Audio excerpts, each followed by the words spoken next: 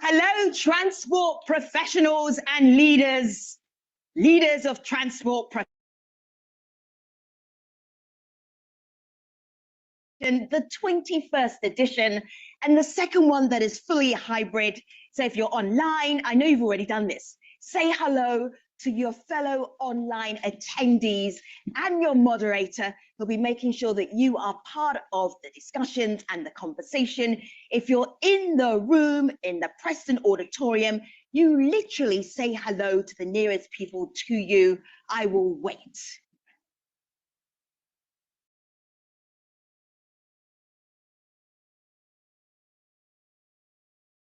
Didn't take long. Very efficient. I appreciate that. Conversations today will be had in this room using that microphone right there in the center of the room, towards the front, but in the aisle. Get used to it. Do not feel shy about standing behind that microphone when you have something to say, because that is how I know that you are also part of the conversation. Hashtag TTDC24 for our global audience who are joining us online is the way that you too can be part of the conversation. Our opening segments on day 1 and day 2 will be on World Bank Live. So, we could not be here without two very special sponsors. Our lead sponsor is FedEx. Break into organic applause.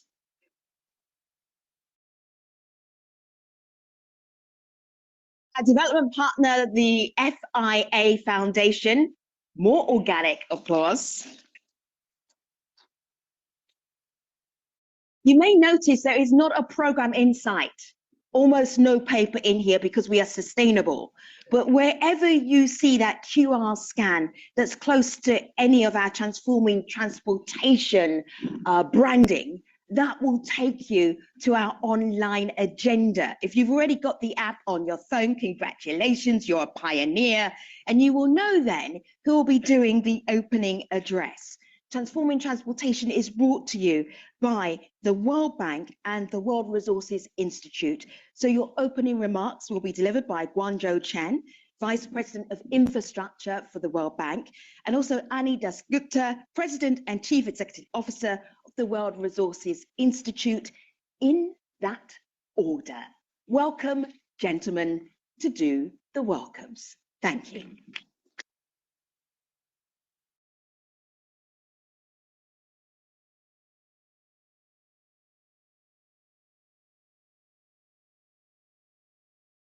Thank you, Fanny, and good morning. Welcome to Transforming Transportation 2024, the 21st edition of this forum. Annie and I were just chatting. When we started some 21 years ago, we didn't expect this would last 21 years.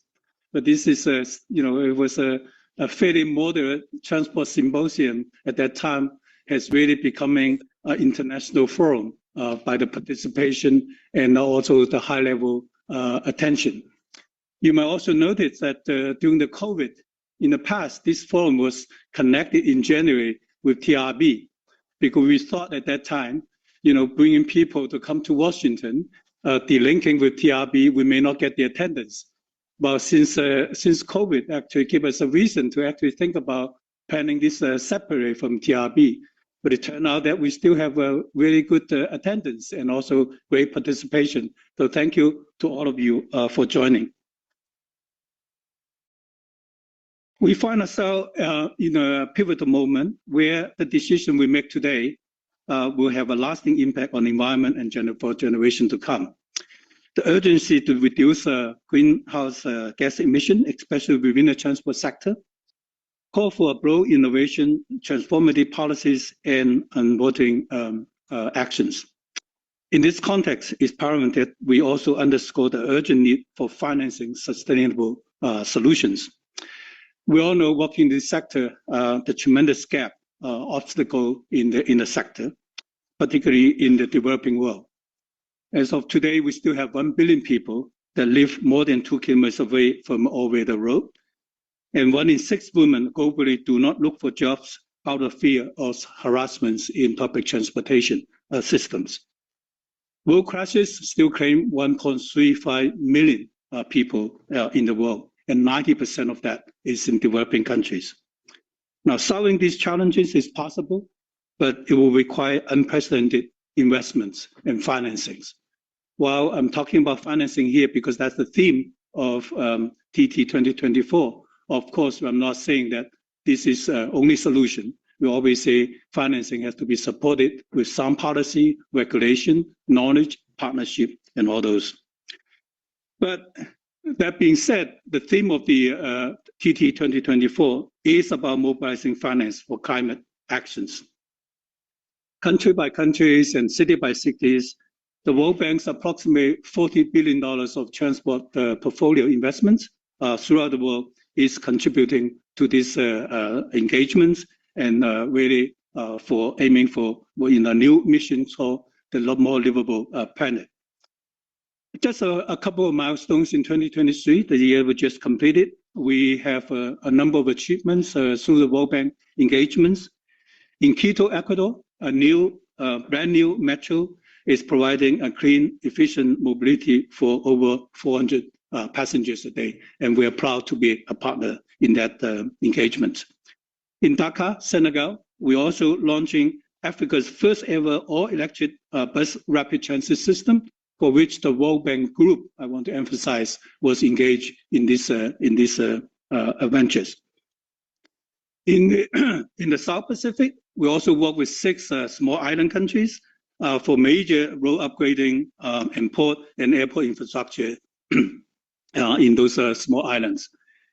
And then in the global facility for decarbonizing transport, we're also very happy to welcome Spain as our new partner and energize this work to reduce transport emission in low and middle income countries.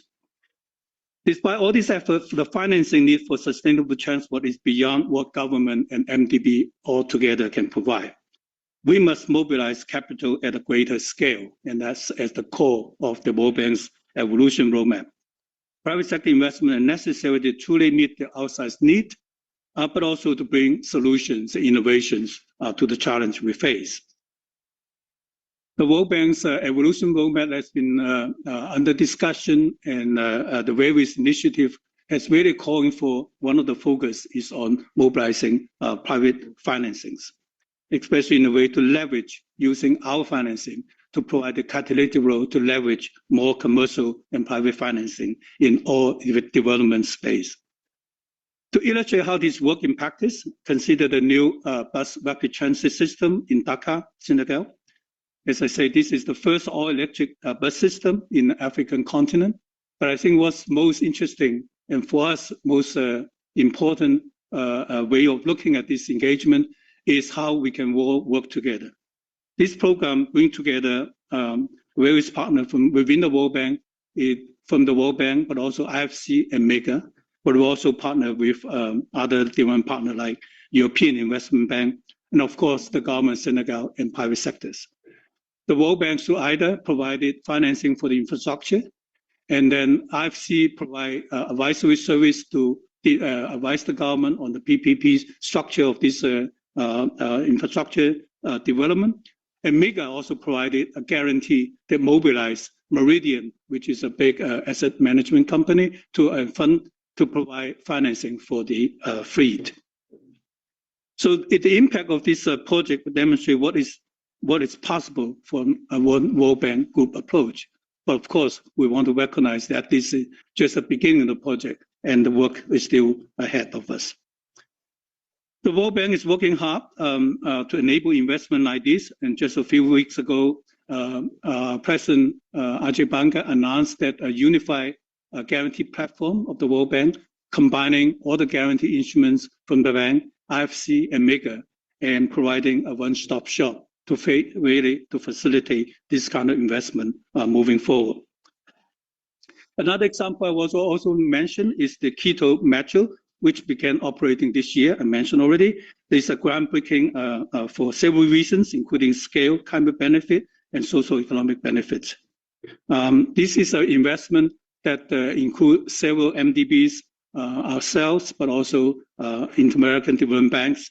And this is a program that requires over $2 billion. So how to mobilize financing is a key factor in this engagement. One of the key partners that we help make Quito Metro a reality is, I mentioned, IADB. And I want to personally thank Ms. Ana Maria Ibanez, Vice President for Sector and Knowledge at IADB, who is here with us today. And also the Mayor, Pablo Muniz, confirmed it. I think he will be connected online. And we're looking forward to continue to partner with you. With all of us here, we can certainly find more ways to help to step up this kind of example that I just mentioned. And I hope the following days, 2 days, will be a really engaging discussion and really fruitful partnership that we can join together. And I'm personally also looking forward to hearing from Crystal Asich, a singer, a songwriter, a champion for disability rights, and for her trailblazing effort in the Kenyan government and Senate. And then we'll hear more from her. We have 2 sessions dedicated to learning from the experience from a diverse set of transport ministers. And again, I think that will be the next session. Finally, as I mentioned earlier, transforming transportation would not be what it is today without a great partnership with the WI and recent Ross Center. And I'm really happy to see Annie, my partner, in this engagement here today. So let me stop here and I'll pass on to Annie. And thank you very much for your participation.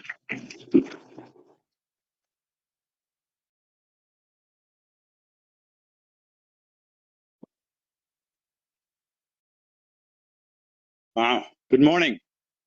Well, that's my only task, is to welcome you all on behalf of WRI to TT24. And to everyone, I think Femi said, everyone who's connected online, warm welcome to this year's Transforming Transportation. As Femi said and Guang said, this is our 3rd decade of doing this together with the World Bank. And I just want to say, this is only third because of all of you have participated and contributed to make this the premier forum for discussing the intersection of transportation, development, and climate. So thank you for being with us. And the funny thing is, actually, there are people in the room who was there in the first TT. So thank you for being with us all this time. I just want to say, it's an absolute pleasure for me to host this jointly and have this event with Guang. And I see Jose Luis here, who was a partner in crime before that. So I feel, it sometimes feels like I've never left, but it is great to be back here. And I'm very excited, actually, this year that our focus is on finance. I personally strongly believe this will be one of our bigger barriers to cross, and that we are doing this with the World Bank and World Bank Group, as Guang correctly pointed out, and this is a great opportunity. I want to share with you that I think last year was a very important year positively for our business of transportation. And I think we have a big task in front of us for the next 2 days. I spent 2 weeks in Dubai in December for COP. A lot of you I see in this room were there. And I just want to point out that the COP this year happened in the middle of a pretty tricky global environment. It happened in UAE, a big oil producing country. People were already skeptical that will they do anything useful. It was run by the head of ADNOC, their oil company. Again, people were more skeptical, would anything good happen there? It was happening at a time, there are 2 wars going on in the world that seem no end. We don't see any end. The overall confidence of the world in multilateral processes were at a low. In spite of all these, the outcome of COP actually was more positive than any one of us expected. With a lot of skeptical people there, some of you are right here, even the most skeptical people that actually the COP outcome was more positive than we expected. It wasn't perfect, but it was more positive. The most positive thing, the many positive thing, is the 196 countries for the first time actually said we need to get away systematically from fossil fuel. For the first time, it might seem obvious to all of you, but it's the first time that language was used in that, and it matters actually. And it matters because transport is 23% of that fossil fuel. So all of us, our responsibility now is to help countries to figure out how do we use the transport mechanism to actually make that commitment to a reality. Two other things happened that are actually very interesting. The world also committed to triple renewable, but double efficiency. Transportation actually has a huge role to play to get to the doubling efficiency goal. And the third thing that happened is that the world, for the first time, committed that the cities, or decarbonizing cities, is a critical part of decarbonizing the world, that it'll be part of NDCs for the first time. 130 plus countries actually signed the declaration, but it became part of the ultimate agreement called UAE consensus. I'm just saying this because that these things, we as a community have been complaining for a long time that the global processes don't recognize transportation. Correctly so. I think we were complaining correctly. But now there are things in place that actually gives us an opportunity to push this forward. And the last thing I'm going to say, just before COP, United Nations published a report called the Global Stocktake, which was the first time there was an evaluation after Paris. Where are we doing? How the world is doing? Obviously, it said we're not doing very well, but it said two other very important things, that we need to take a systems approach towards the outcome. We won't be able to solve this by sector, and talked about how transportation needs to be a systematic approach, not only of decarbonizing, but actually getting modal shifts, getting public transport, walking, biking, and electrification at the same time. These are all things we've been saying for a while, but now 196 countries seem to embrace it. But not only global things are happening, actually things on the ground across the world are taking place that are very innovative. You heard from Guang, terrific example just now. I was in India just a week back, 2 weeks. We have a team there, and a lot of actually the World Bank colleagues here. I just met with Olivier, who works very closely together. India last year, collectively, 4 cities collectively procured 5,000 electric buses. That one procurement reduced the operating cost of electric buses by 60%. This year, they're committing to buy 800,000 electric buses. 800,000 buses, not electric, would be a miracle in India. There are 300,000 buses short overall.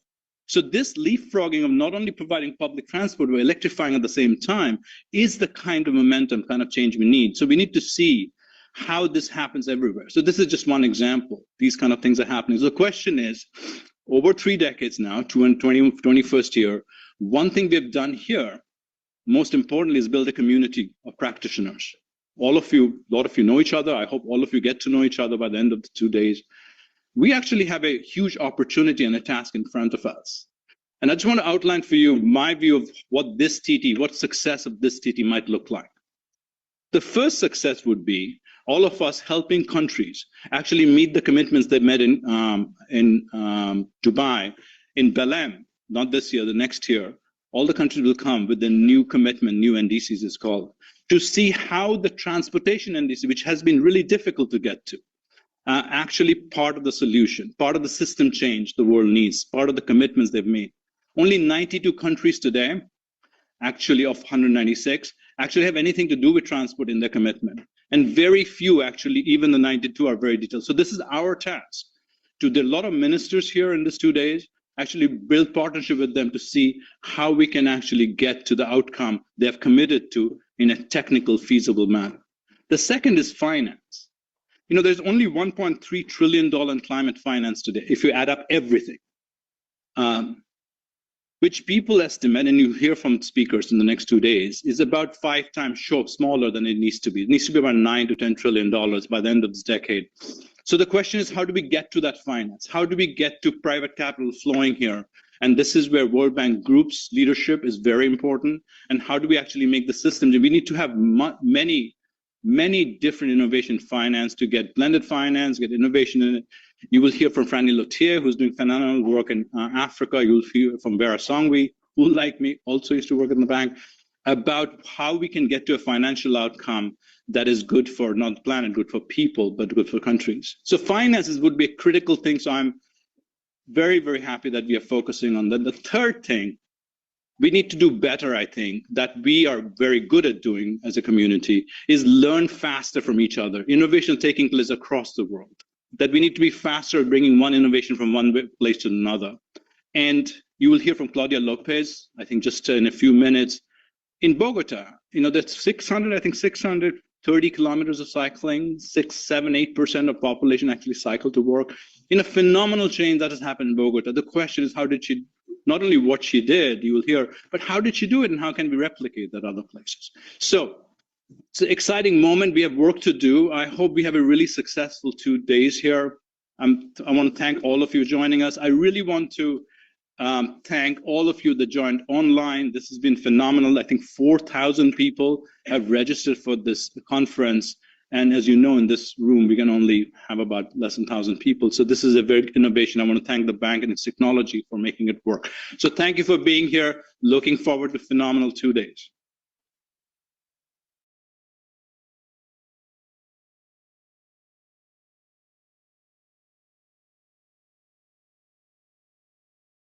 So much pressure to be the first conversation of a global gathering for transforming transportation. I know just the two people to take on that pressure. Patrick Ashi is the former Prime Minister of Côte d'Ivoire. Patrick, please come and take a seat here on the stage. He is now at the Center for International Development, a senior fellow at Harvard University, and he will be joining me in that seat just there. Thank you, Patrick. Very good. Either one. Former Prime Minister's choice. Thank you. Claudia Lopez is the former mayor of Bogota. Claudia, welcome. She's now an advanced leadership initiative fellow, at Harvard University. So it is clear that when former leaders die, they go to Harvard University. Heaven, I'm not sure, but great to have you. I would love to know from your position of leadership, we're looking at country perspective, also a city perspective. So it's nice to hear those two perspectives. But before we start, what story would you tell us your commitment to transforming transportation? Claudia, one story. Well, thank you so much for having us here. It's a great pleasure to be with all this community thinking about transforming transportation. So I'm the daughter of a teacher. I'm the oldest of a 6 siblings family.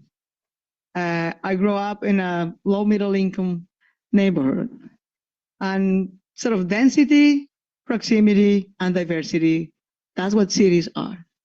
That's what they provide opportunities for education, for work, for innovation.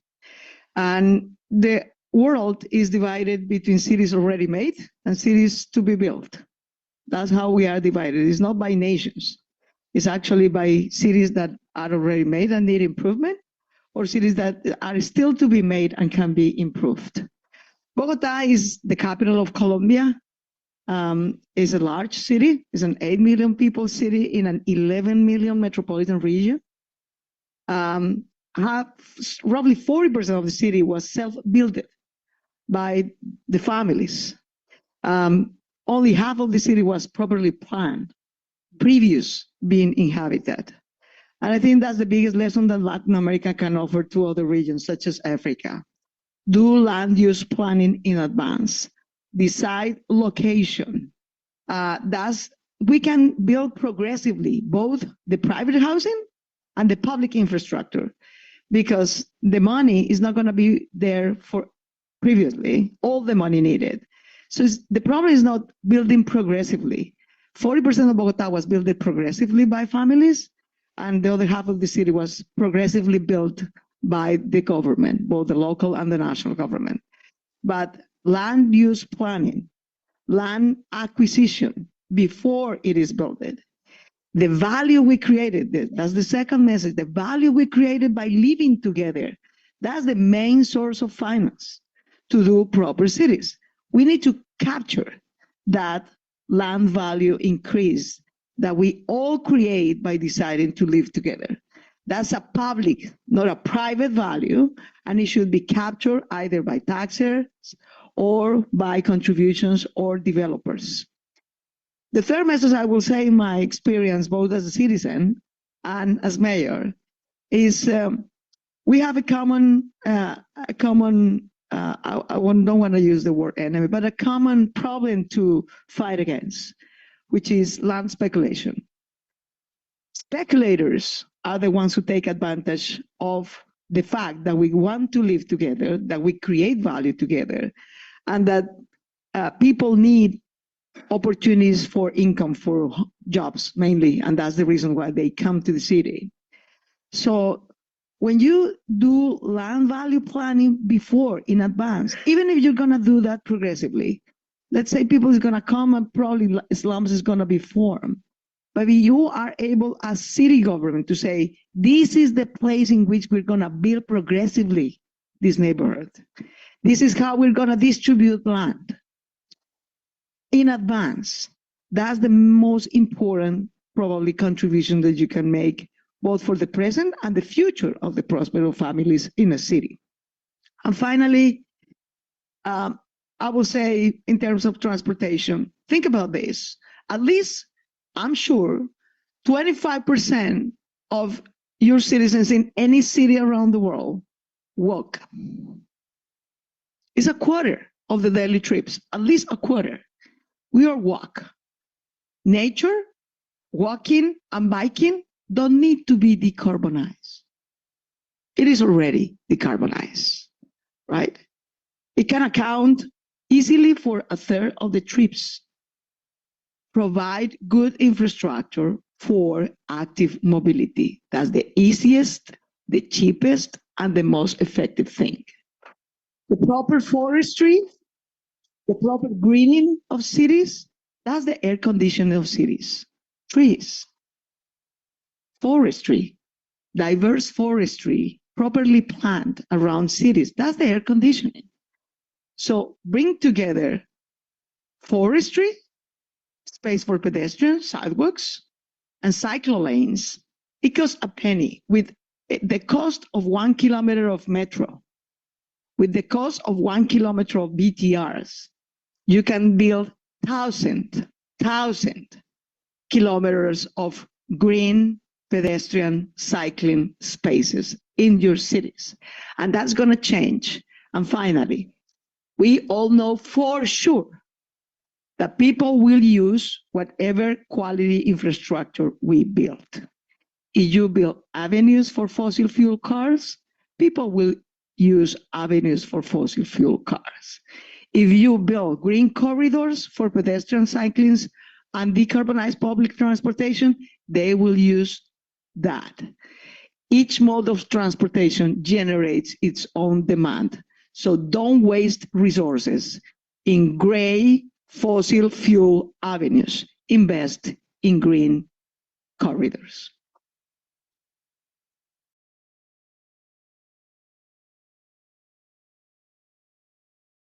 Patrick, I anticipated this conversation because you are a former Prime Minister of Côte d'Ivoire, which means you can go deep, tell us all your dark secrets,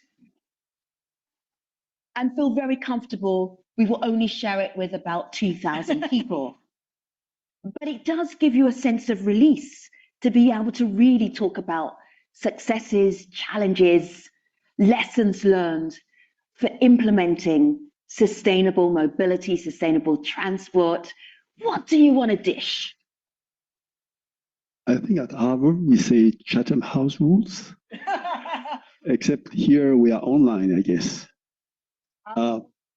Yeah, it doesn't work here. So, thank you very much, first of all, for inviting me today. And I'm really happy to be at this stage and be able to share with the audience, prestigious audiences there, the 20 past years experience that I had, not only as a infrastructure minister, but also as prime minister, as you just mentioned.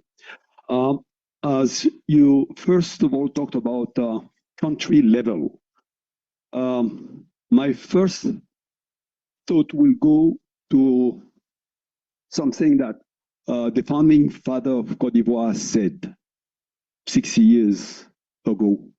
Road precede development. Road precede development.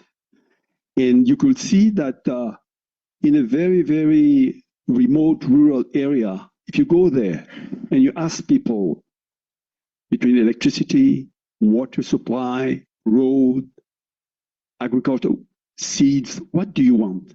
You'll be very surprised. People will tell you road. I happen to be Minister of Economic Infrastructure, started in 2000, and I was also in charge as infrastructure about water infrastructure. So I'll go to very located, remote places, very small villages, and I'll meet women, because very often they are the ones who are fetching the water, who are making long distance, fetching the water. If they don't have clean water, it's really a nightmare for the house. And I'll ask them, out of all the basic needs that you might have in this village, what will be your priority? And she'll say road. And I was really surprised. I said, how come road? You can't even access clean water and you want road? Just meaning that for people being able to go out from the place they are, either to sell crops because they have, grow crops. If they cannot sell it, they cannot generate revenue. Either to go or visit people or move is very important to people. So he's invested a lot of resources in infrastructure development, not only road, but also port, airport, to develop the country. And the country has witnessed a very fast and important growth for the first 20 years of independence. And then as we move forward, the issue came about how to finance this road. And the World Bank was very active at that time, 30 years back, on the road financing. And they will tell you, I want the traffic before I finance the road. And you say, if you finance the road, I'm going to have the traffic. It was the chicken and the egg issues. So really, road development in the African continent started to really stop as, mobilizing resources to be able to finance this road became a real issue because, fiscal constraint, limited budget, difficult access to international resources or private resources to finance road is, I'm pretty sure, even today, the biggest nightmare of any government. For political reason, for economic reason, for any reason, as soon as you're elected or within your campaign, the most asked things by the people is road to be able to access the capital city, the port, the airport, or any area, because they feel that's the way they can improve their livelihood. Now it comes to the city, as you mentioned it, 50% of the population, mainly in my country, but also in many countries in Africa, are now living in the city. I guess it's about 80%, we still, lagging a little bit behind, but I guess we're coming there really fast because by 2035, 65% of the population will be living in an urban city. So developing transport within the urban area is becoming a real nightmare for us. Because as you just said, land planification. The city are growing at such a speed that the country and the government cannot develop the basic infrastructure as fast as people are moving in. So you see slum being developed here and there, and coming after and trying to implement a land development project, a road development project is very, very difficult. So we're moving forward and trying to see strategy-wise multimodality. Actually, in Abidjan, having 20% of the population living there, around 5 to 6 million people, we're working on road network. Naturally, we have 1,500 buses commuting 1 million people per day. We're working on the metro project, 37-kilometer line. we're working with the World Bank at the BRT project too. We're working on shipyard because we have a laguna to transport people to the lagoon. And we're working also, some private people have project on cable car project. So all these should give the opportunity of people to lower down the cost of transportation. Because at the end of the day, for the people in the city, they do not want to use up all their budget for transport. Today, we are around 30% sometimes of their budget going into transport. So how you will do to make transport costs as low as possible with not being in the position like we're doing right now for the city buses to subsidize the ticket. That's a major issue, and that brings up once again the issue of financing, because resources are needed for health, for education, for agriculture, for food, for shelter, and yet you need resources to build road and transportation. So it puts so much pressure that you're looking for very low, let's say, concessional rate money to be able to finance this, infrastructure. In most of the developing world, at the community level, you're very lucky because it's arranged another way. Central government is mainly financing the infrastructure of the cities, because the cities are not able to raise enough resources from the infrastructure to be able to finance itself, to raise money by itself. So the central government is financing the road. So you develop your road infrastructure or your transport infrastructure depending on how much resources the central government can allow. And sometimes that doesn't match with your need. So you have to find a very original way to make transportation as easy as possible for people, and that it comes to management. You have multimodality. I like the phrase, find a very original way. Yeah. What does that really mean? That really means that at the end of the day, you have quite an amount of sectors or transporters. You have community buses, you have city buses, you might have metro, you might have, like I say, a cable car, you might have all these things. How do you coordinate, you manage people moving from one point to the other point, talking to each of these stakeholders to make it the shortest possible journey and the cheapest one? It's extremely difficult to manage different transport infrastructure and equipment, and at the same time being able also to manage public and private. Some of them are managed by the private sector, other ones are managed by the public sector. How do you coordinate all that? Where will be the bus station, the shipyard Laguna station, the metro station? How will they go from the house to the station? All that has to be managed in a way that things are made easier, simpler, and cost-effective for people. Claudia, you have a thought. Patrick's inspired a thought. Share it with Patrick. So you made a very crucial question. What is actually the innovation here? What are we talking about? What is innovation at the moment? So let me give you these figures. 65% of public transportation trips are made by women. 65% of fossil fuel car trips are made by men. Girls and women and elders do more than half of the walking trips in every city. Women in almost every city, particularly in more than half of the planet population in the global south, walk more, work longer, and are paid less. And that's the biggest source of inequity in our cities and in our planet. So, do you want a simple planning trip to do or advice to follow? Plan your cities thinking as a girl and build your cities moving as a woman. Claudia, That will be the simplest and probably most advancing thing to do. Why? Why? I Who thought you what? would have said thinking like a woman, moving like a man. No, that's exactly the wrong thing. If we move like a man, then we move mainly by fossil fuel private cars.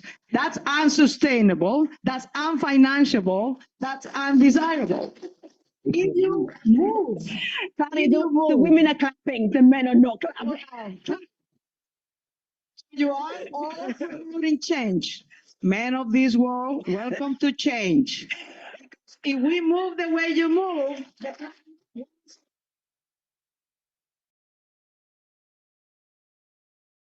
Debates with Claudia and Patrick. Now is your moment. The microphone is right there. Stand behind it because I'm going to only give you about 5 or 6 minutes. You actually want to have this conversation right now. Online, O'Neill is the moderator, right, O'Neill? Do you have anything to share with me right now, or are you going to gather the information? We got one question that I can share. Go ahead. And the question is, what do you think is the prevalent critical cause of disconnect between transport practitioners and the public in shaping a sustainable transport according to the peculiar need of its subject population? Was that from somebody from the World Bank? don't know, That probably. question sounds highly suspicious. I agree. Who sent that question in from the World Bank? I know your questions. Okay, let me just add following the question. So I will answer to the question really, really. And this is not a woman thing. This is a simple, rational survival thing. Really. We cannot move on private fossil fuel cars, period. Period. That's a simple, obvious thing. So who moves differently from that? Girls move differently from that. Elders and women, we walk more, we use more public transportation. That's a fact, everywhere. The mode of transportation that we use, the less that we should use more is biking. And biking is the other way around, at least in Bogota, and I can guess almost everywhere. 2/3 of the biking trips are done by men. So good, men, you're learning. Bike more, that's good. That's why nature, pedestrian sidewalks or malls and cycling lanes could come together. They are the cheapest, the most efficient, the most sustainable things to move, promote active mobility. And the second thing that I will mention to the question is to my friends of the World Bank, of the IDB, of the Asian Development Banks. We in the cities, we have the people, we have the innovation, we have the solutions, but guess what? We have the money, because you put us in a very lengthy red tape bureaucratic process after our, national governments. When we have by far better financial standards than our own national governments. So come on, you have been thinking through this for 20 years. Let's make it happen these years. Set up the conditions for lending money directly to the cities without the red tape of bureaucracies, international banks or governments or national government. So I'm going to give you some inside information. Patrick is actually married to a mayor, not this one. And he knows the frustrations of mayors regarding money. I guess. Well, I just want to say that she was talking about the practitioner and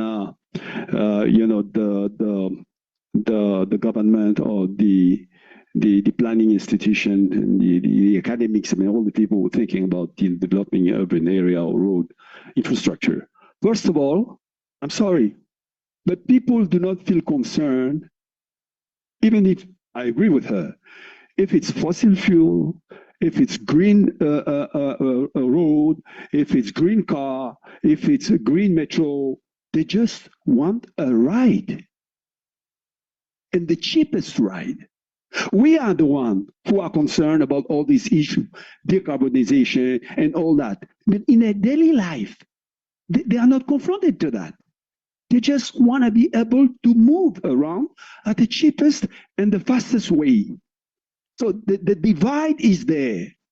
They are not really aware, I mean, most of them, the majority of the issue going on, except when, for instance, sometime with the climate change, and I was going to that, you will see now in certain area, even in the capital city, 24 hours, 240 millimeters rainfall, flooding all over the places, giving us a hard time with road maintenance, cost again, giving us a hard time with public transportation management.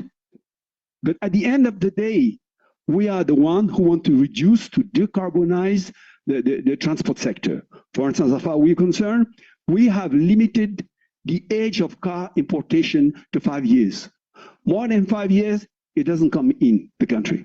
Since we're not producing car, 100% of the cars are imported. And people used to import 10 years, 15 years, 20 years used car from Europe or elsewhere. And that was the worst, crime you can even imagine, green-wise. So we limited that and we could see the impact, Now, that's where I was coming from and agreeing with her. At the end of the day, once again, we're talking about all this financing coming in green, decarbonize, whatever, to change the picture, to change the journey, to change the narrative. We want to change the narrative.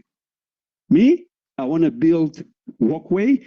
I want to build bike, ways on the road that didn't have that before in the city. But I need to displace people, to build them. At the end of the day, we want to dream like you. We want good things for our people. Where do you get the money? Now, I will answer, I will ask you, it's me who should ask you like her. Central government, local government, both of them are asking you, where is that carbon money you've been talking about for years and years in conference and conference? We just don't say it. I get money from the multilateral agencies. I get money from the private sector. None of them are telling me that it's carbonized, it's decarbonized. I don't know the color of a carbonized or decarbonized money. It's just a money. You have to borrow. You have to pay the interest rate. So if there is a place where I can get free interest borrowing money that is decarbonized, tell it to me. Because at the end of the day, that's the question. We know what to do. We know what we want. We have examples all over the world. We know how our people want. We know what is good for them. Where do we get the money to do it? Am I right? No, I mean, men and women can, at least on this side. We agree on that. But Patrick make a very important point here. There is an order. I mean, we all want to save the planet for sure. We all know the price of liberty and rights and duties and democracies. But we need to make this compatible. And there is only one way to lead, which is to lead by example. And not by what we say, it's by what we do. Action is what makes the difference, no words. And action needs investments, as Patrick says.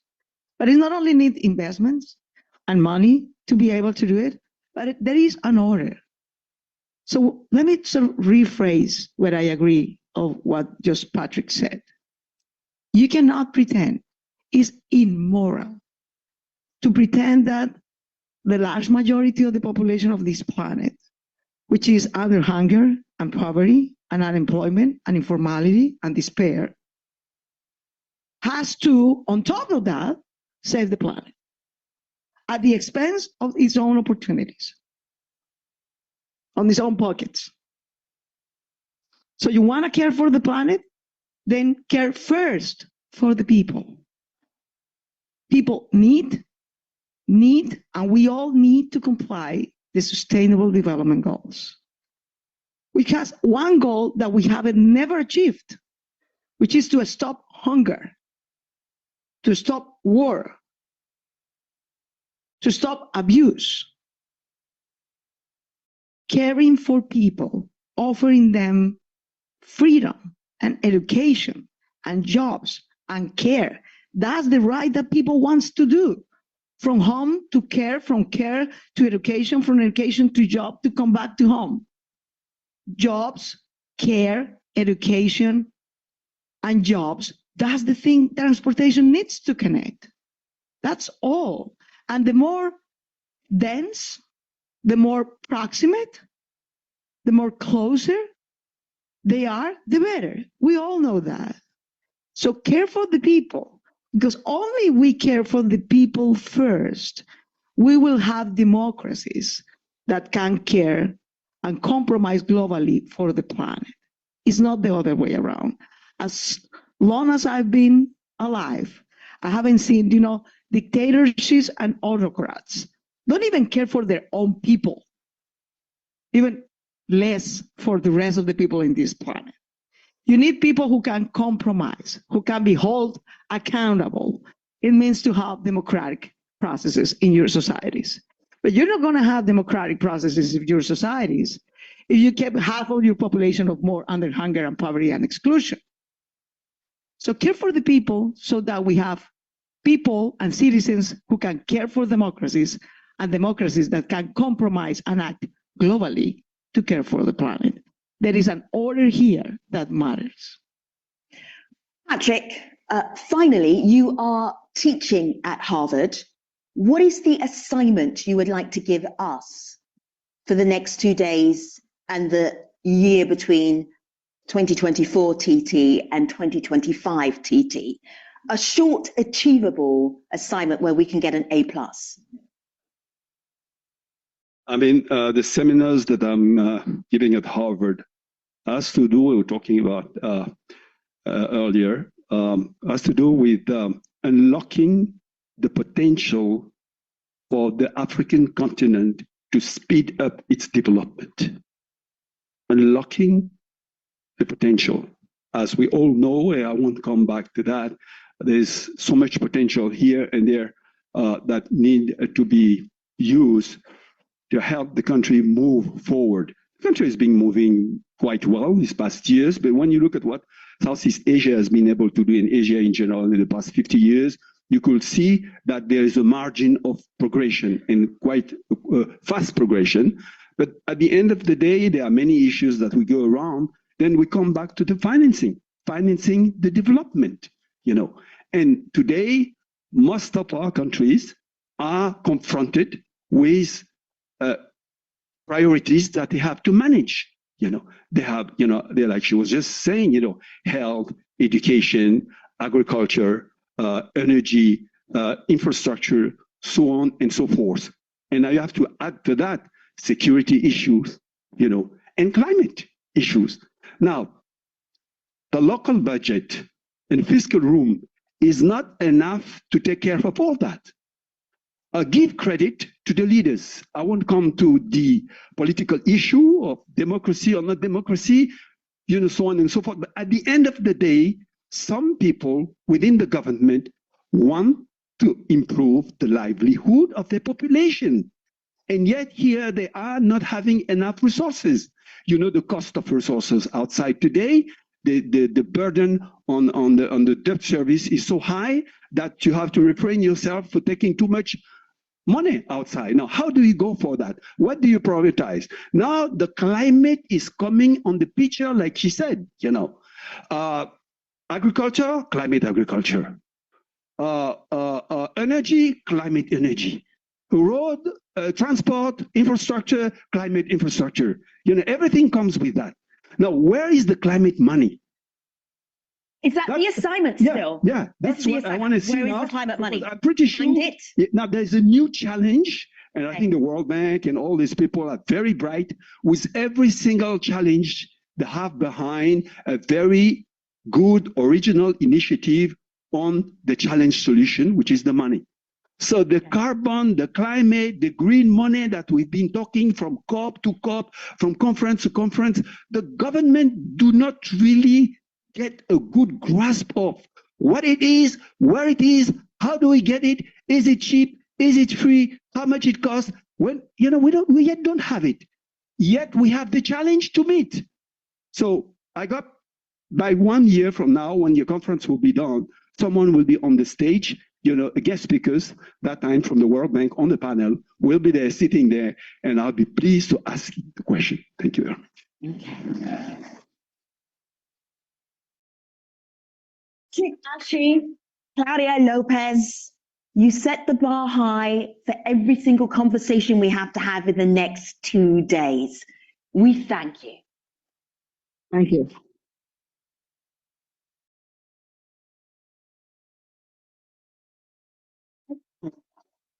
Excellent. It's my mobile. Thank you. You're such a prime minister. Taking care of business. Our next plenary, in fact, our very first plenary is scaling finance for low carbon transport. Let me invite the panelists onto stage. We're going to take chair number 2, 3, 4, and 5. Vijay Kumar Saswat, welcome. And massive Tadesse, good to see you. I feel like he's going to take up residence at the Preston Auditorium. 2, 3, 4, or 5. You can take any of those chairs. Paul Bodnar. Paul, hey, fantastic. Great. And Franny Luthier. Hello, Franny. Thank you. Please come onto the stage. Thank you very much. Excellent. Very good. Setting the scene for this conversation, our keynote is Anna Marie Ibanez, Vice President for Sectors and Knowledge at the IADB. Anna, I like your sense of drama walking across the entire stage to get to this podium over here. Welcome. There will be applause to help you walk across the entire stage. Thank you. Good morning to all. I'm really pleased to be here sharing this panel with colleagues from the World Bank, from the World Resources Institutes, governments, and the civil society and the private sector as well. And for me, it's really an honor to give the opening remarks for this panel on how to mobilize finance for climate action and for transportation. It's a segue, a very good segue to the conversation between Claudia and Patrick, who were talking precisely about that. I would like to thank the World Bank and the World Resources Institute for the invitation to the IDB to partner in this important event for the transport community in developing countries. As Claudia mentioned, transport connects us, and it connects us to opportunities, it connects us to essential services. In Latin America and the Caribbean, one of the regions that the most unequal regions in the world, and where 30% of its population lives under the poverty line, public transportation is very important to link families to jobs, healthcare, and education. And this is especially important for the vulnerable population. For example, the BRT, the Bus Rapid Transit System in Lima, increased access to jobs by nearly 7%. Remarkably, the cable car system in Medellin increased these opportunities by 100%. A study done by Roman Zarate from the World Bank shows, for example, that access to the metro lines in Mexico City increased formality for formal employment for the vulnerable population.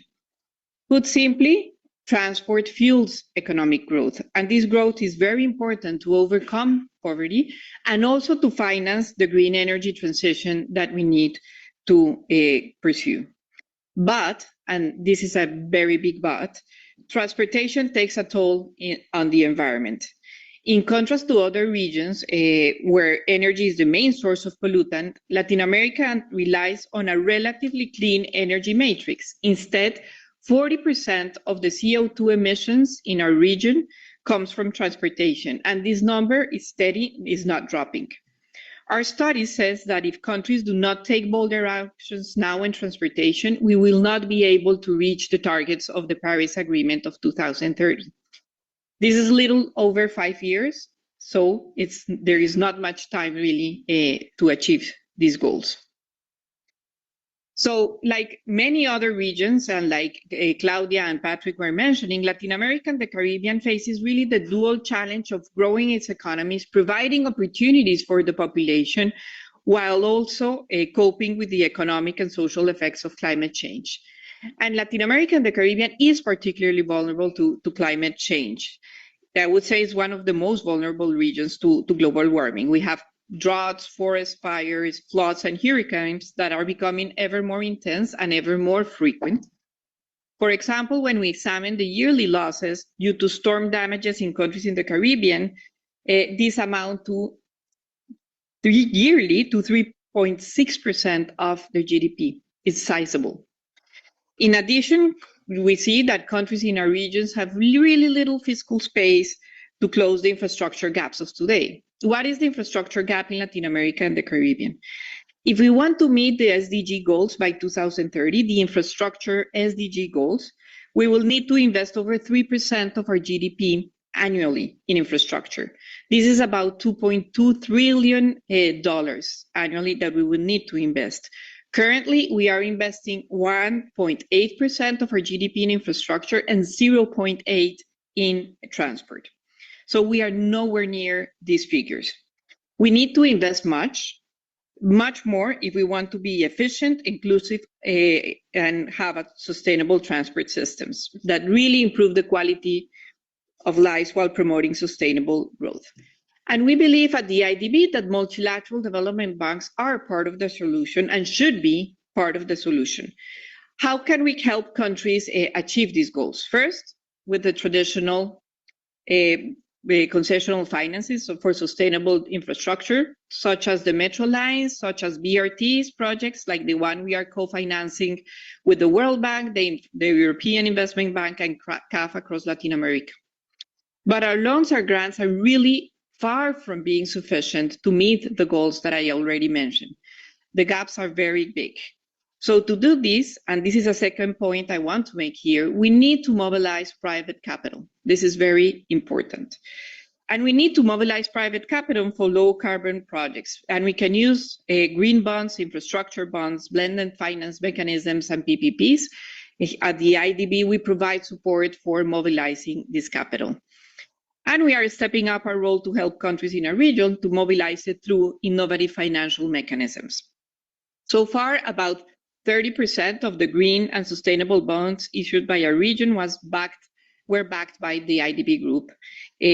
And also, for every dollar of blended finance, the IDB group is leveraging between $9 to $10 towards climate. Third, and very important as well, the MDBs can help de-risk projects so they become more attractive for private investors. This is very important for developing countries. We can do this through various mechanisms such as political risk insurance, credit enhancements, and guarantees. Fourth and last, and very importantly so, MDBs can really work with governments to implement policies and institutional reforms that support sustainable transportation. Some of those are the removal of subsidies to fossil fuels, but by providing other alternatives for transportation, the adoption of regulations that reflect the actual environmental and social cost of transportation, and the deployment of training to empower local stakeholders to implement innovative approaches. Our work in electric mobility in the region is one example of what I am already mentioning. We are helping a large number of countries to develop their electric mobility roadmaps through technical assistance. We are putting in place the technical and economic policies to encourage the energy transition. We are assisting national and local governments because, as Claudia mentioned, local governments play a very important role in finding innovative financial mechanisms. And we are providing loans for changing infrastructure and bus fleet renewal programs to both public and private sectors. Many of the concepts that I am mentioning are embodied in our new institutional strategy, which focuses on reducing poverty and inequality, very important, fostering sustainable growth, and fighting climate change. And promoting sustainable mobility across the region is really key to achieve these goals. With the capital increase of IDB Invest, the IDB Group will expect to bring $112 billion in additional financing over the next years to the Latin American region. With the replenishment of IDB Lab, we will foster innovation across the region. And we will enhance our role as a knowledge bank, which is crucial to provide technical support and knowledge to the governments in the region to go through the energy transition. So the challenge is large and the financial needs are significant, Governments, private actors, civil society, and MDBs working together can rise to the occasion, but we really do need to work together. So I celebrate the opportunity to be here, of being together at Transforming Transportation 2024, and encourage all of you to take advantage of these days to create synergies, drive innovation, and build momentum towards a transportation system that meets the needs of both people and the planet. The actions we take today will drive our future. Thank you very much. Thank you. Thank you very much for your keynote.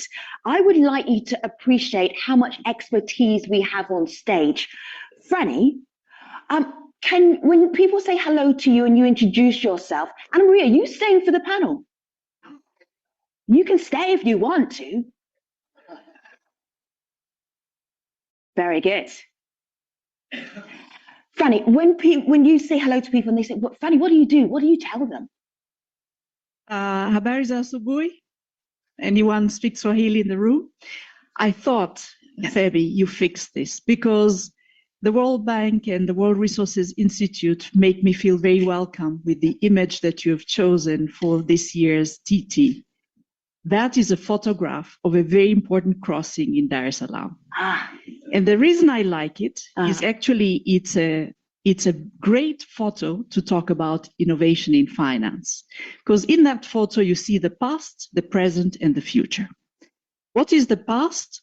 The infrastructure you see, the roads, were built using government money, and they actually borrowed, including at some point from the World Bank. The barriers you see in the middle, those concrete barriers, were put as a safety measure to prevent cars from turning and going into the market that you see in the image. And then you see their buses, including BRT. So there's a solution for electric buses right there, but those use natural gas right now. And then you see pedestrian and cargo all in the same image. But what I wanted to point out are three things. You see those parasol, the umbrellas there in blue and yellow? It has a mark called Tigo. That's the largest telco, and it's a mobile payment platform, all privately financed. Initially by Sweden, who owned Tigo, and then sold it to the first African investor, Axia. So in that is a kernel of a solution for financing, which is, what did the World Bank do in telecoms in the 1990s? It phased out of funding telecoms, but it did two very important things. It did the knowledge, research, and policy to open up the telco sector for private investment. It put in a lot of efforts in understanding the value of the knowledge economy, which drove the investments in the sector, and then let the private sector and governments come in and solve the problem, and use those resources then to invest in roads and rail and ports and airports. Second point I want to point out, you see the crossing, you have pedestrians and a person in a bicycle. So that's both active mobility, including for cargo, because you see the lady carrying cargo on the head and the gentleman will be putting cargo on the bicycle. So from that, very easily you can go from active mobility to electric mobility, because they're coming from quite a distance to be able to walk there. And you know, if you don't have good nutrition, that is quite difficult to do in 40 degrees centigrade and humid. So going from that to electric is quite easy to do. Third, that crossing that you see, the zebra crossing, I thought they named that zebra crossing after East Africa because we have a lot of zebras there. But what is interesting about it, WRI, under the Ross Prize for Cities, the very first Ross Prize for Cities, which is a prize that goes to the most innovative urban solutions, was given to an organization in Dar es Salaam that was actually helping school kids cross safely from one end of the street to the other. Because before that, there were no such zebra crossings. There were no solutions that allow kids would have to run to avoid those buses and trucks coming very fast. So solutions for financing, three innovations there. Make the policy environment attractive to the private sector to come in, leverage philanthropic capital for the right solutions that would allow active mobility to move, Third, ride the wave of the advantage developing countries have, which is they need to solve three things at once: electricity, transport, and the cargo solutions, including for nutrition, because right there is a market. So the agricultural solutions with products coming from rural areas need to be brought to the cities, and you need to solve those. You can do that by financing a package that the government produces the infrastructure. 90% of all infrastructure now is funded by government, that the private sector comes in with solutions for energy and transport, because you see the electric lines there, they're coming from a hydro station quite far from this place. And when the rains are short during drought, there is no electricity. So if you want a transport revolution, you need to use the sun, because that will be abundantly available. But then you have to have somebody to pay for the charging stations, or give the monopoly for a few years to a private operator to actually take the risk.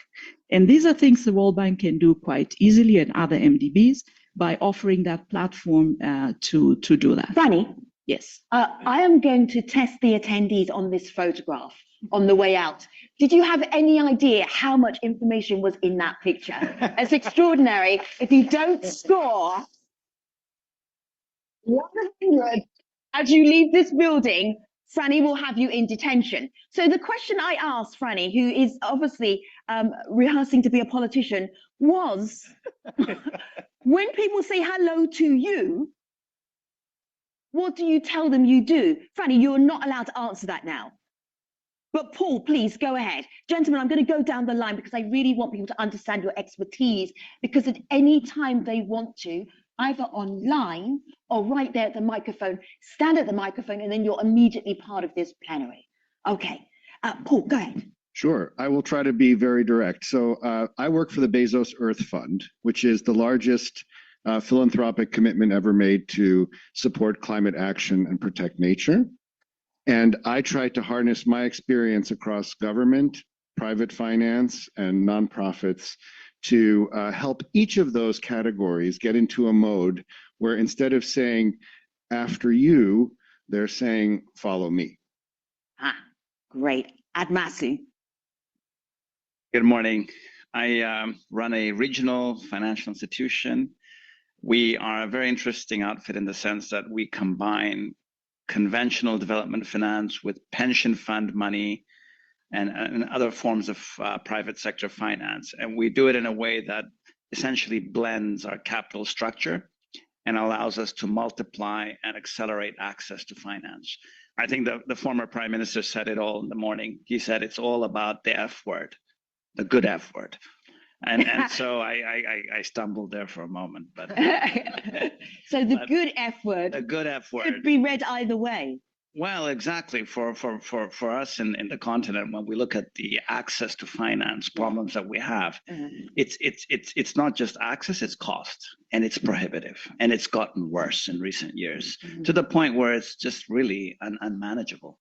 So I think this is why you see the very concerted commentary coming from a former prime minister, because as World Bank people like to use in economic terms, the binding constraint is finance and the cost of it. So Dr. Vijay, about 20 minutes ago, I said, hello, Dr. Vijay, welcome. So nice to see you. When people say hello to you, what do you tell them that you do? Yeah, I come from India and represent an institution called National Institute for Transformation of India. That's called Niti Aayog. And my role has been primarily for science, technology, innovation in the energy, transportation, and mobility sector. So there has been a major focus on bringing in alternate fuels, bringing in mobility, electric mobility, bringing in climate control through decarbonization actions in the energy sector, whether it is industrial, whether it's transport, or it is in the buildings and so on. So the focus is primarily to get finances for every of these activities, which are requiring the basic inputs in developing the infrastructure, running various schemes which will lead to what we call as the progress in that dimension. So basically it is working between the private sector, the international financing institutions like World Bank, IMF, and so on, to generate funds on a public-private partnership basis, whether it is for alternate fuels or for India's program for mobility, e-mobility, and so on. Measures have been taken with respect to evolving new schemes. For example, yesterday we discussed what is called, payment security mechanism with the World Bank and the government of US and things like that. So these are the various measures I work on. And today's discussion would be basically to showcase how India has progressed in this particular sector of transforming transportation. Panelists, I love how pragmatic, not just this conversation is about scaling up financing for low carbon transport, but the entire conference is like, we need the money. How are we going to get the money? Paul. I just want to say one more thing, Vijay Kumar. I think, we say it's the answer to your question is it's not rocket science. I believe we have a rocket scientist on the panel. Yes. So maybe if it does come to rocket science, you can do that part. Okay. I will be able to help the community. No problem. You've left that out of your bio, but I did read it. So look, I think the world is not short of financial resources to do this. The problem, in particular, for those who work here in the context of the World Bank and emerging markets and developing countries, is how do you persuade private finance to flow to places where it does not ordinarily invest? And that doesn't just mean north to south, right? It's strange when the pension fund of a country in the global south is invested in, let's say, London real estate, as someone was telling me recently for a country I won't name, and then people who live in that London real estate go to work at DFID and figure out how to support people in the country whose money is invested in London real estate. There is plenty of capital available in private markets. There's not plenty of capital available in public markets. There's a crunch in fiscal space, so public sector is squeezed. Philanthropy is a very valuable resource, but it's very limited. Even, $10 billion that Jeff Bezos pledged sounds like a lot of money over 10 years to give away, but the world is a big place and there's an infinite need for capital expenditure. So we just have to be as smart as possible about how to stack these different forms of capital together. Franny has done an amazing job at Southbridge and teaching us all how to do that. But I think if there's one force that we can activate in service of that we haven't done a great job of doing, I would still say it's markets. Those of us who grew up working on climate, I've been doing it for 25 years, probably most of us in some way spent the first 20 years in and around the UNFCCC process, because it's natural to think that governments are there to solve big collective action problems like climate change, right? And that's true, but we haven't really activated market forces yet that have an actual track record of driving fast, deep, and broad change in the global economy, right? There wasn't rideshare in San Francisco 20 years ago, 15, maybe even 15 years ago, widely available. Now there's rideshare in Ulaanbaatar. What made that happen? It wasn't policy. Right? It was entrepreneurship. The fact that solar costs have come down was supported by government policy, but it was driven by market forces as well. So I think if I would say one thing that we need to do is to combine very smartly the limited amount of government capital we have, the even more limited but more nimble philanthropic capital we have, and figure out how to do a better job of activating markets in service of this mission. Admasu, Go ahead, and then Franny, you jump in. Yeah, I want to agree with the last point Paul made. And sorry, I was too excited about the photo. I forgot to introduce myself. So my past was at the World Bank, and I worked with Guang, Jose Irigoyen, and others, Ani Dasgupta. So it's like coming home. Mm-hmm. My present is at Southbridge Investments, where I lead an investment group that brings innovation into the challenges that Africa is facing, taking capital from outside Africa and combining it with capital within Africa.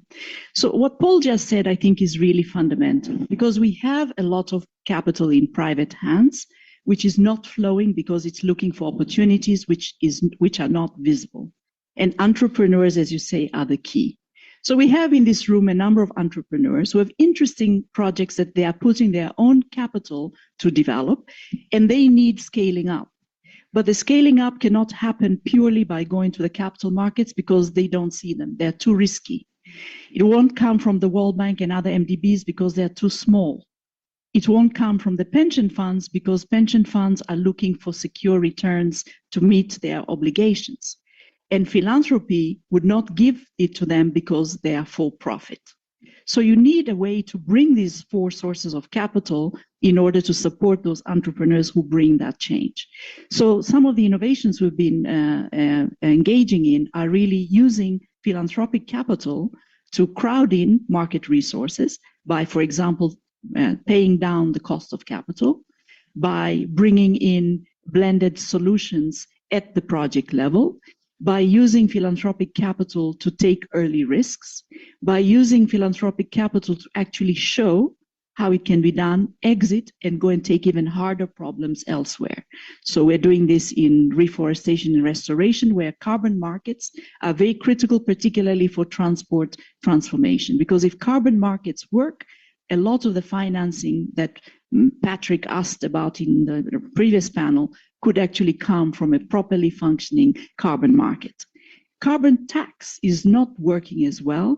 In Paris recently, I saw an announcement that if you have an SUV, you pay more for parking. But if your SUV is electric, you pay less. So that's a tax incentive to push the transformation towards lower carbon. But it has a huge cost because the majority of people who drive into Paris are actually lower income than those who actually live within Paris and who can walk and use bicycles.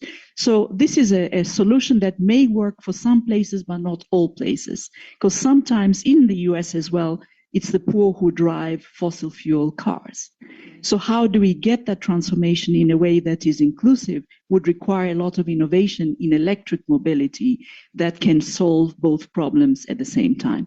And then lastly, on innovation, I also, in my past, was working for Admasu, and we did experiment with a lot of things. We took risk. It was a commercial bank, but we took risks. And the advantage is that we took risks on our profits that then showed that it's done, it can be done. Then World Bank, MIGA, and others came in. And I think there's a role then for national development banks and regional development banks to actually take that early risk.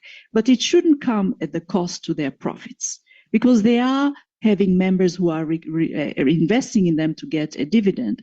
So there could be another role for philanthropy in this case to actually pair up with the regional development banks to take that early experimental role, and then the MDBs can come in with concessional finance and crowd in commercial finance.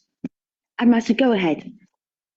Well, Femi, I was very happy to hear Franny making that connection, because I think what Paul highlighted in his remarks was the perception is that, you know, capital scarce regions come to capital rich regions cap in hand, always asking for the money, right?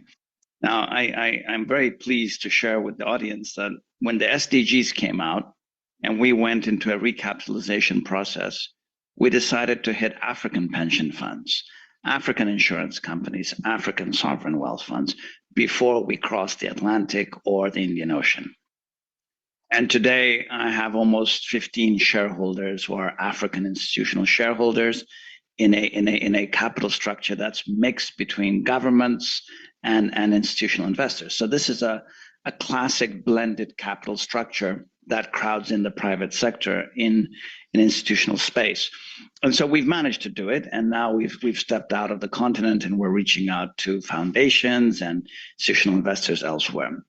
But really the crux of the theme we're discussing today is about thematic finance. And again, for us to sort of give an opportunity that's attractive to potential investors, the rest of the world, we've come out with something called Green Capital.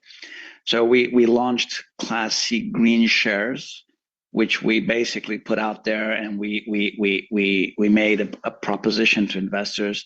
For every $1 of green capital they put into us, we guarantee a threefold throughput in terms of the green financing that we would be doing. And we basically unveiled it at the COP27, the Sharm el-Sheikh one, the African COP, and then we practically started rolling it out at the last COP. So today we have green capital over and above the green funding that we have from strong partners like the World Bank Group. And so we're blending equity and debt, very thematic. And this is looking beyond green. It's also sustainability. It's about the jobs, it's the SDGs and all of that. And so for us, we've been trying to walk the talk, because in the final analysis, when you're in an African country and you face a stakeholder, they say, we go to all the conferences, everybody talks the money, nobody walks the money. So yeah, I think there's a pipeline issue, there's an upstream problem. I think there's a point that's been made around us not having enough packaged opportunities to put out to potential investors. That's received a lot of attention. We've got some great investors who've come in and they've said to us, you can keep the dividend, but not in your normal pool of money. We want to see the healthy profitability. We want to see the dividends, but put it into a special trust fund and use that dividend money to generate new projects. Take more risks.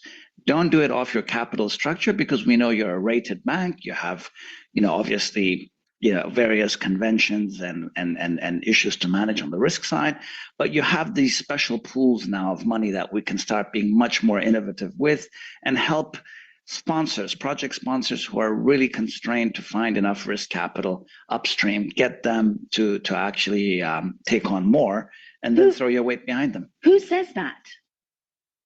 Who comes to a bank and tells them, this is where you should put this is where you should put this amount, because they're thinking about sustainability? Who does that? Well, banks have shareholders and critical stakeholders. So you'll only do what they allow you to do in the final analysis, right? So I think that's why Paul talked about the public markets being very constrained, because their owners just have no more appetite for putting more out there. So, I mean, in the end, for us, we do have a triple bottom line value proposition that we've put out to pension funds and many others. And they've allowed us to take more risk. We will go into very fragile economies. We were here about a month ago on the Fragile Conference, right? We're Fragility Forum. How do you get to that last mile? How do you get to those really tough markets, right?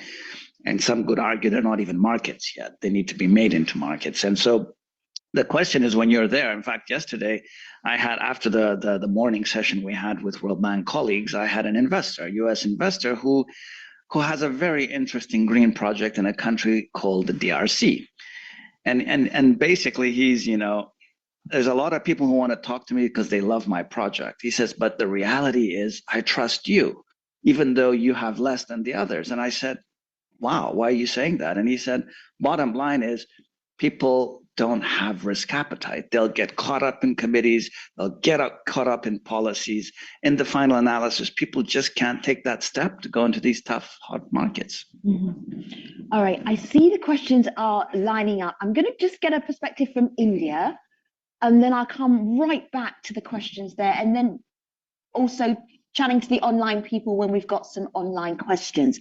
How is India handling this idea of scaling up financing? What can you point to where you say, okay, we've worked this out. This is working for us? See, India has, right from 2018, taken a very concrete steps with respect to financing the transformation of mobility. If you have heard our Prime Minister in 2020 during the global summit, he mentioned that India's basis for transformation of transport sector would be based on 7 C's, which are common, connected, convenient, congestion-free, change, clean, and cutting edge. These are some of the things which he highlighted. The 7 C's? 7 C's. All right. Yeah. Do them now. No. So you don't know them? I know them. The clean, clear, connected, change, and and the cheap. So all of them. No, you know them. So these are the things which we were actually based on which we have planned that. But in addition to that, there has been an investment which is absolutely required for doing this kind of transformation. And hence, right from the day one, we started schemes like FAME, the faster adoption and manufacturing of e-mobility. The FAME 1 started in 2015, FAME 2 started later. And basically it was for manufacturing as well as for adoption.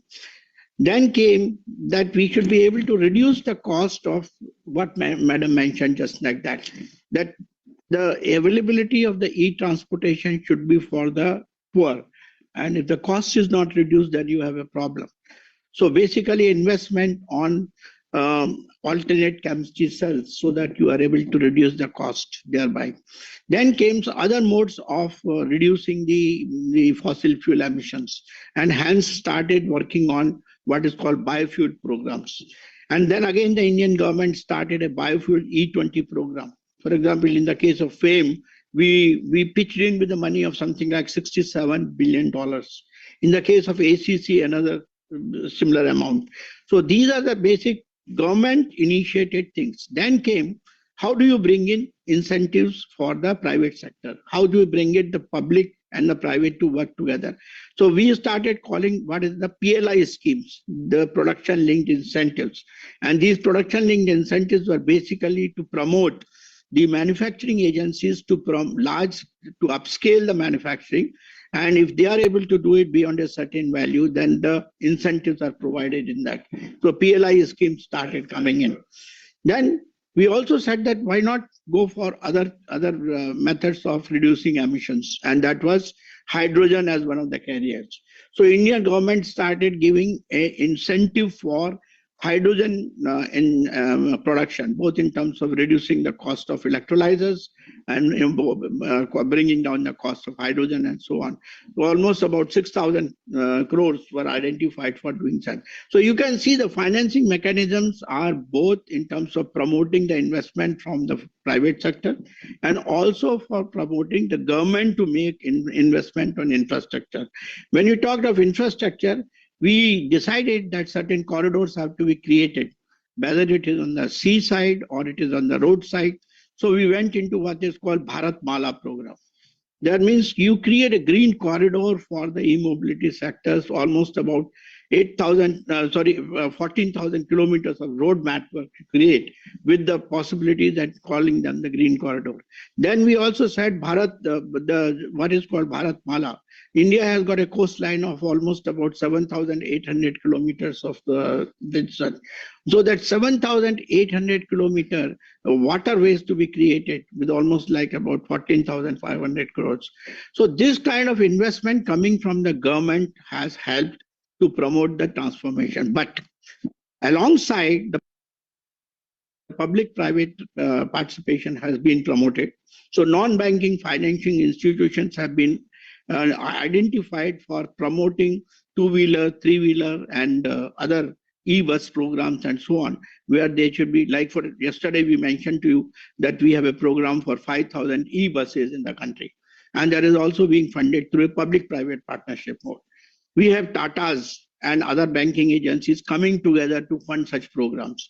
So it is the public-private combined funding, but initiatives for major infrastructure development to be taken by the government of India has been the source and the policy what we have been following. Okay, Paul, quickly, because otherwise you'll get laser stares from the Q&A line. Yes. So just before we get into the questions, just to offer one more way of thinking about this, because we want to focus on transportation. I think the 8th C, I would suggest we focus on is commerce. The predominant sort of source of transportation emissions and journeys, even looking at this photo here, has to do with commerce. Of course, people travel for all sorts of reasons.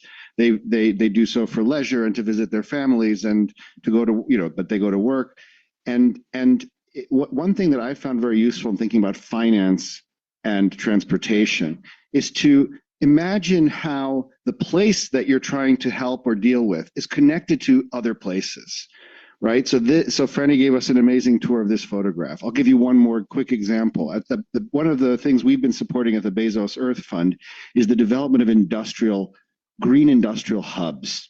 And I recently visited the port of Los Angeles. And you imagine trying to decarbonize all of the transport-related things happening at a big port. You've got huge container ships running on heavy fuel oil, right? You've got all the heavy equipment that's used to move containers around running on diesel. And then you have, in the case of the Port of Los Angeles, 20,000 trucks a day coming in to unload these containers and take them where they need to go, also running on diesel. If you build out a hydrogen economy, right, or an electric, a combination of electrifying and powering with hydrogen, the heavy transport system, you have to think about how these places are connected and creating entire value chains that don't exist today. So let's just not forget that achieving our goals on transportation does often rebound to fixing the energy system. And some of that is just about scaling the systems we have, scaling grids, and making it possible to generate more green electricity. But some of it is about creating an entirely new energy system around green molecules. Thank you for your patience, sir. Go ahead. Well, you're welcome. The question is relatively simple.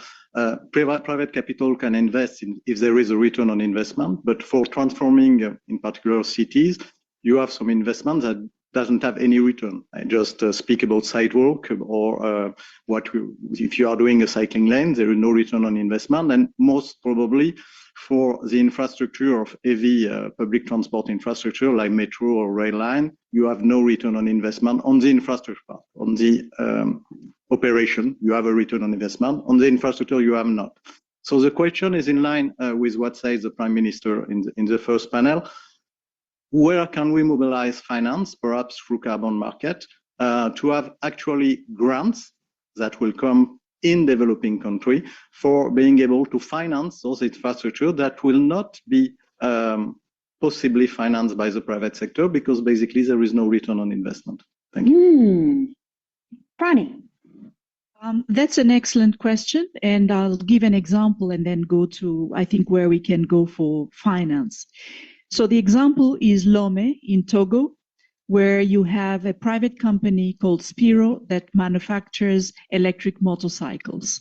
They're able to do that profitably because they were given for a number of years the monopoly on the charging stations and the monopoly on the swapping of batteries. So that's a way where the government, through incentives, can create a pathway for private investment. Now, the challenge they're having is scaling, particularly going to the rural areas. And the second challenge is affordability for individuals to actually purchase those electric bikes. How do they solve it? They lease to own, and they use the mobile wallets to actually repay or take money, you could say, from the drivers to make sure they don't default because they're a private company, so they need to make a profit. And what that does is it puts discipline into the ridership because they're able to actually work the number of days to earn a living and also repay the loan and eventually own the bike.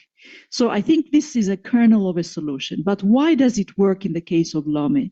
Because the government, and this is coming to Paul's example, invested in an industrial park that brought in 100% private financing to get value out of the cotton value chain.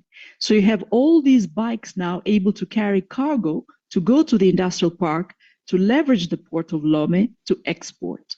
And I think this sort of integrated approach to different forms of infrastructure with commerce as the driver could really be a solution because all the people you see there, they're trading something in that photo. They're bringing vegetables to be sold, they're buying things. So there's a lot of trade happening there. And if you can link the trade solution to the decarbonization solution, I think the financing unlocks itself. But there's a very important role for government because the government can pave the way and this is how the United States was developed. When the early investments were made, for instance, for railways, there were private investments. And the private investors were given years of monopoly in order to be able to operate profitably. What we've forgotten a little bit about that, because I agree, we've gone for competitive markets, etc., but we've forgotten that for public goods, such monopoly rights could actually help unlock private financing. And we need to relook at our economics to get the right financing. We have a question online. Oh, we have a question online. I'm going to pause the question online. Thank you so much. Thank you so much. And pause the questions for now because I need to hit the coffee break. Okay, so I'm going to hit the coffee break. Thank the speakers on the stage. Gentlemen behind the microphone, thank you for standing up for a whole 10 minutes. And I'm going to invite you to come to the side of the stage, speak to our speakers one-on-one, have a great conversation with them as we head into the coffee break. I also want to send you out, if you're in this space, to the knowledge exhibition in the atrium. Let me tell you what will be there. Alcohol simulation goggles. It's exactly what it sounds like. You put the goggles on and you will feel drunk, but you don't have to drink anything. I will race you to the atrium to try those goggles on. Also in the atrium, in the knowledge exhibition area, delivery robots. What is the future of robots taking goods and produce around the world? You can see that. And if you can brace the chilly DC air, just outside, we have an electric shuttle. You can get on that, have a look around that. So we can practice transforming transportation even during the coffee break. But for now, let's thank very loudly the speakers of Plenary One. Thank you.